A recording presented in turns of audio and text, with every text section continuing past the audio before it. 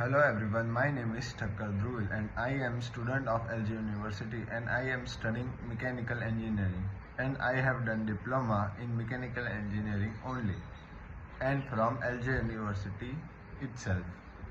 Today I am here to represent my COM project which is based on road surface flat making mechanism.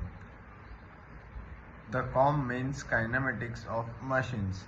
In this subject we have studied about different links, higher pairs, lower pairs, sliding pairs, rolling pairs, etc. In this project it has 6 links, 1 sliding pair and 1 higher pair. To use this mechanism the external force is applied and the roller moves forward which makes the surface flat. The application of this is used in road construction sites, land development and in maintenance and repair.